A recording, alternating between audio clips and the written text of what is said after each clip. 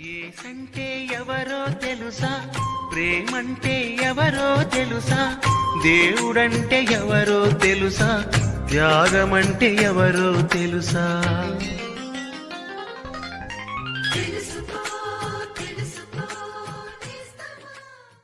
ప్రభువైన యేసుక్రీస్తు అతి శ్రేష్టమైన నామంలో మీకు అందరికీ వందనములు.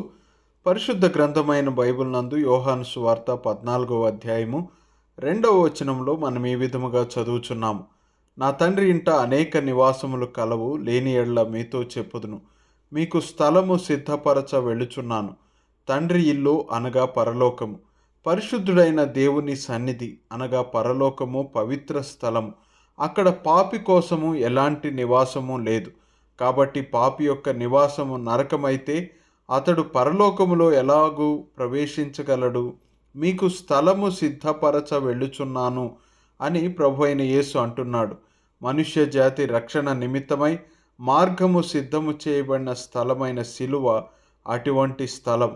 పాప మానవాళి యొక్క పాప శిక్షను తనపై వేసుకొని ప్రభువైన యేసు సిలువపై బలి అయ్యాడు.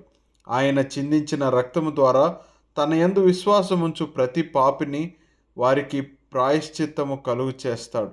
ఎవరైతే ఆయన యందు విశ్వాసముంచుదురో వారు దేవుని యందు పరిశుద్ధులుగా, నీతిమంతులుగా చేయబడతారు. ప్రభువైన యేసు శిలువ బలియాగమును ఆధారము చేసుకొని పాపి తన పాపములను ఒప్పుకొని యేసు ప్రభువును తన ప్రభువుగా, రక్షకునిగా స్వీకరించి రక్షణ పొంది పరలోకములో తన స్థలమును పొందుకుంటాడు.